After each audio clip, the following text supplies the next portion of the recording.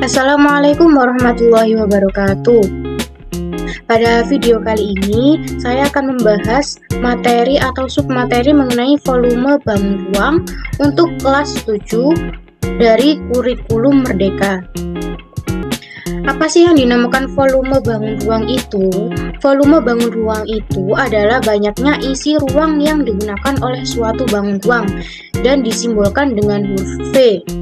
Jadi untuk volume bangun ruang itu diperoleh dari mengalikan luas alas bangun ruang dengan tingginya, atau bisa dituliskan V sama dengan luas alasnya dikalikan dengan tingginya. Kalau mencari luas permukaan kemarin adalah menjumlahkan seluruh luas permukaannya. Kalau volume bangun ruang mengalikan luas alasnya dikali dengan tingginya. Oke, volume bangun ruang, manfaatnya salah satunya dapat membantu dalam kehidupan kita sehari-hari. Misalkan, dalam Islam, air yang suci dan bisa mensucikan itu adalah air dengan wadah ukuran 60 x 60 x 60. Jadi bentuknya nanti kubus, ukurannya 60 cm. Jadi misalkan kita akan mengetahui banyaknya air yang termuat dalam bak mandi dalam ukuran tersebut. Jadi kita bisa mengetahui berapa milikah atau berapa mililiterkah air yang suci dan mensucikan itu berdasarkan tempat yang menaunginya. Oke, selanjutnya kita akan membahas yang pertama untuk volume bangun ruang prisma. Perlu diingat dari pembelajaran yang kemarin, kubus dan balok itu termasuk prisma.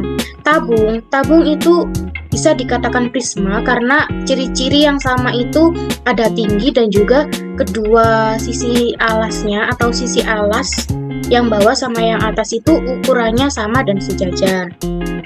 Tapi kalau tabung itu permukaannya ada sisi lengkungnya.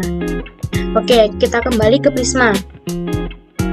Jadi kembali ke konsep volume yang awal tadi, bisa dituliskan di sini untuk rumus volume prisma, yaitu bisa dituliskan volume sama dengan luas alas dikali tinggi prisma.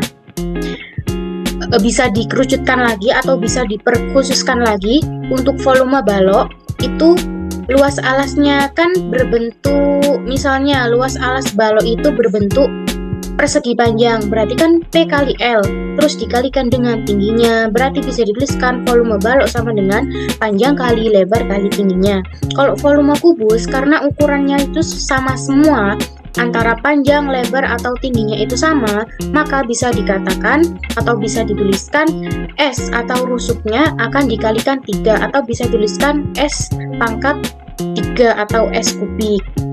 Oke, kita menuju contohnya. Misalnya jika diketahui sebuah bak mandi berbentuk balok berukuran lebarnya 2 cm, panjangnya 2 cm, dan tingginya 8 cm.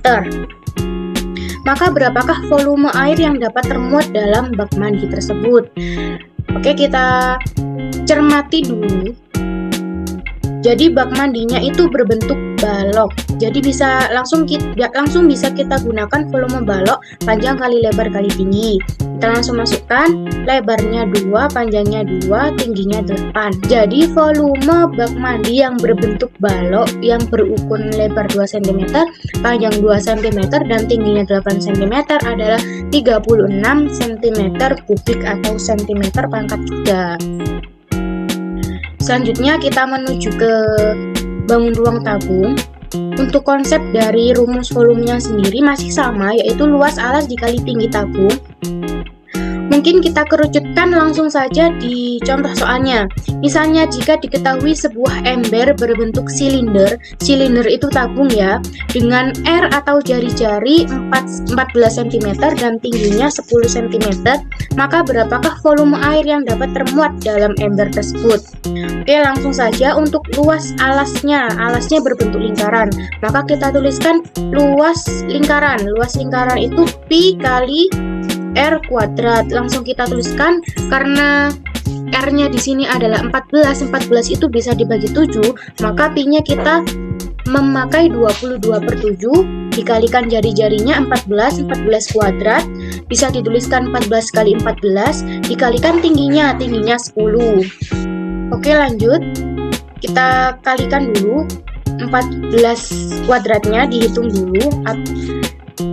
Jadi 14 kuadrat itu 196. Kemudian baris ketiga kita kalikan 196 dikali dengan 10, maka didapat hasil 1960. Kemudian dibagi 7 dan dikali 22 mendapat hasil 6160 cm3.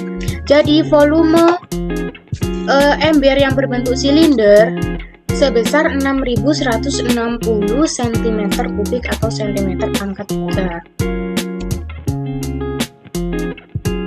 Oke, selanjutnya bangun ruang limas. Untuk bangun ruang limas ini agak berbeda ya, karena dalam limas itu rumusnya ada 1/3-nya. Jadi rumusnya itu volume sama dengan 1/3 atau 1/3 baru dikalikan dengan luas alas dikali tingginya. Oke, langsung saja.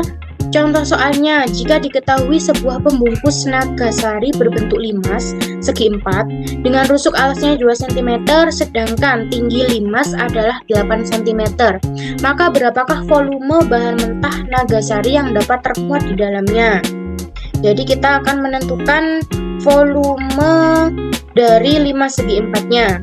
Oke, langsung saja. Karena alasnya itu berbentuk persegi, maka menggunakan luas persegi yaitu S kali S. S-nya tadi atau rusuknya diketahui 2 cm. Jadi 1/3 atau 1/3 dikali 2 kali 2 adalah 4, terus dikali tingginya tadi 8. Kemudian biar lebih mudah, 4 sama 8 dikalikan dulu hasilnya 36, kemudian baru dibagi 3 dan hasilnya adalah 12. Jadi volume dari limas segi 4 dengan rusuk alasnya 2 cm adalah 12 cm3. Kemudian untuk bangun ruang kerucut, volumenya sama dengan bangun ruang limas, yaitu 1/3 dikali luas alas dikali tinggi. Cuma bedanya di bagian alasnya, luas alasnya. Kalau yang limas tadi kan luas alasnya bisa berbentuk persegi atau segitiga atau yang lainnya. Kalau kerucut sudah pasti luas alasnya akan berbentuk lingkaran, maka luas alasnya memakai luas lingkaran. Langsung saja ke contoh soalnya.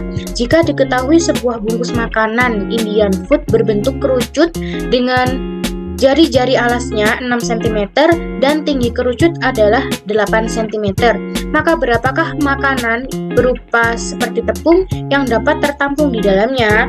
Jadi jangan bingung kalau pertanyaannya itu berapakah makanan seperti tepung yang dapat tertampung di dalamnya. Ada kalimat dapat tertampung di dalamnya, itu maksudnya menanyakan volume yang dapat termuat dari kerucut dengan rusuk alasnya atau jari-jari alasnya 6 cm dan tinggi kerucutnya itu 8 cm. Jadi itu maksudnya mencari volume kerucutnya.